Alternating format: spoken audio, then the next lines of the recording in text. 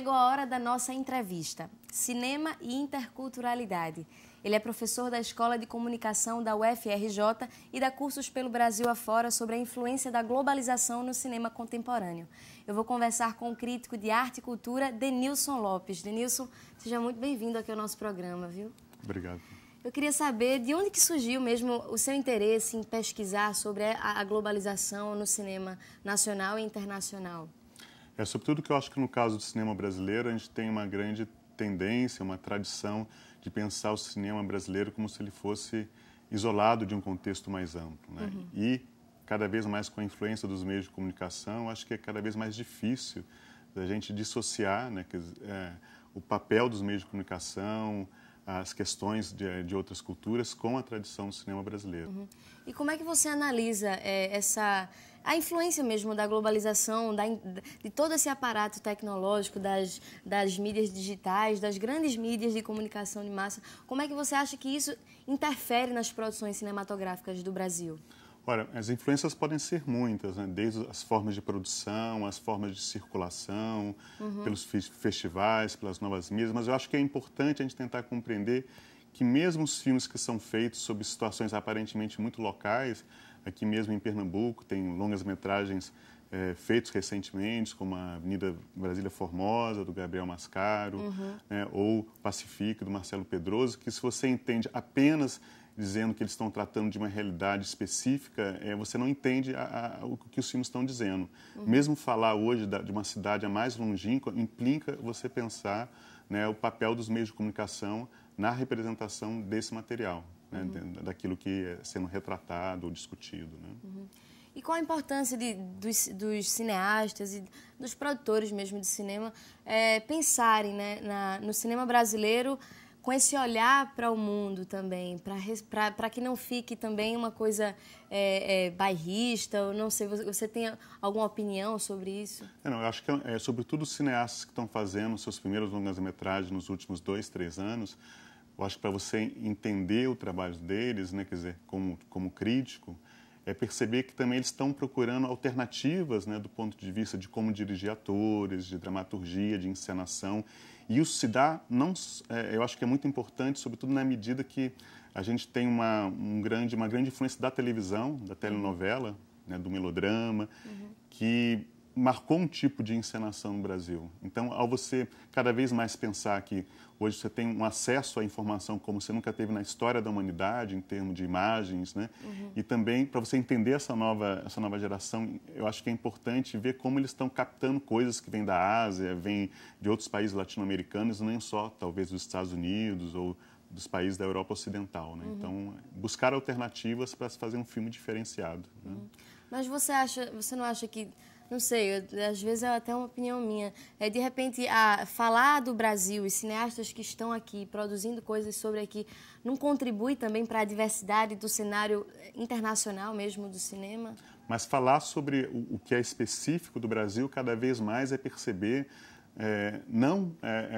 o que o Brasil tem de particular, no sentido de como se a cultura brasileira fosse uma cultura isolada, né? Que há toda uma tradição também, que é uma tradição que eu diria cosmopolita, né, de tentar perceber como o Brasil ele vai se fortalecer na medida que ele for incorporar o máximo que vem de fora e não se isolar, né, que é de uma forma provinciana. Então, acho que o melhor do cinema brasileiro hoje em dia, ele se dá nesse choque com o que vem de fora, claro, procurando também, enfim, dialogar com a tradição brasileira, mas nesse tipo de tensão, de uma forma que eu acho que a gente pode esperar, né, que ter um olhar diferente tanto dos artistas quanto da crítica ser importante, que ela tenha uma visão ampla, plural e não apenas limitada, né, quer dizer, à tradição do cinema brasileiro. Mas eu acho que falar de si hoje, né, é falar talvez acho que um exemplo acho que é importante, né, o Avenida Brasília Formosa, do Gabriel Mascaro, que é um filme, vocês sabem, né, sobre um bairro bem específico, que tem uma história aqui em Recife, mas se você entende apenas de uma forma como, sei lá, o Ariano Suassuna entendeu a cultura pernambucana, que é uma forma, para mim, antiquada, conservadora, retrógrada, no sentido de isolar a cultura pernambucana do mundo, aquilo não se compreende.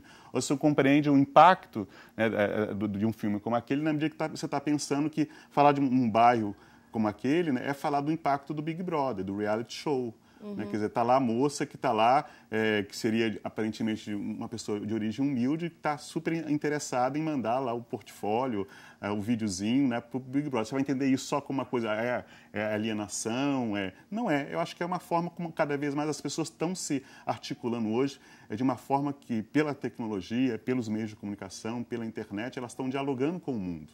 Isso não é só uma questão de privilégio de pessoas, digamos, instruídas, né, de elite cultural. As pessoas mais humildes também estão, para a gente compreender hoje o que é uma favela, tem que entender o impacto dos meios de comunicação, o impacto da tecnologia, o trânsito de culturas, como as pessoas viajam pela internet, viajam pelo mundo, né? Quer dizer, eu acho que essa é uma visão cosmopolita de você lidar com o local. Acho que não há muito escapatória, a não ser que você queira fechar os olhos para uma realidade que está aí. Eu acho que os bons cineastas também estão enfrentando isso.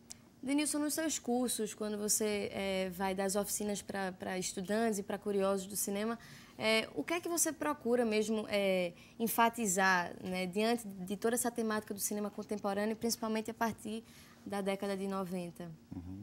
Eu acho que tem várias questões aí, vários temas, né, mas acho que mesmo como cada vez mais no contexto do cinema brasileiro, né, quer dizer, você tem uma necessidade de pensar a própria história da cultura brasileira como uma história de diversidade.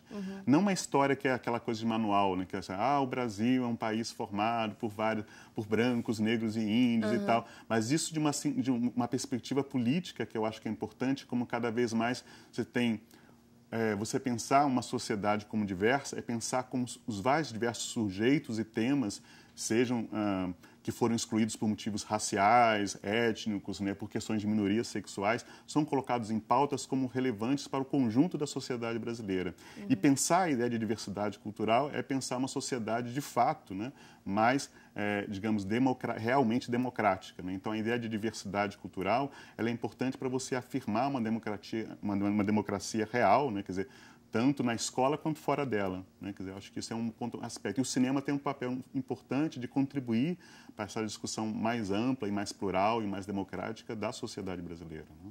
E, Denilson, para quem tiver interesse mesmo de se aprofundar no assunto, né, da globalização no cinema, como é que a gente poderia indicar para os nossos espectadores terem acesso mesmo a esse material? Bom, sem querer fazer autopropaganda, mas fazendo, né, quer dizer, eu e uma colega minha, que é a Andréa França, que é professora da Universidade Católica do Rio de Janeiro, a gente organizou um livro recentemente que se chama Cinema, Globalização e Interculturalidade, que é publicada pela Argos, que é uma editora de Santa Catarina, que é uma coletânea de ensaios, né, tanto de autores brasileiros quanto estrangeiros, que refletem sobre essa questão no contexto do cinema. Né? Quer dizer, eu acho que é um livro meio de referência que saiu recentemente, que eu acho que pode ser um caminho interessante para quem quiser se introduzir nesse tema. Né? Quer dizer, eu acho que tem textos que eu diria que são bem acessíveis, né? Um público amplo. Né?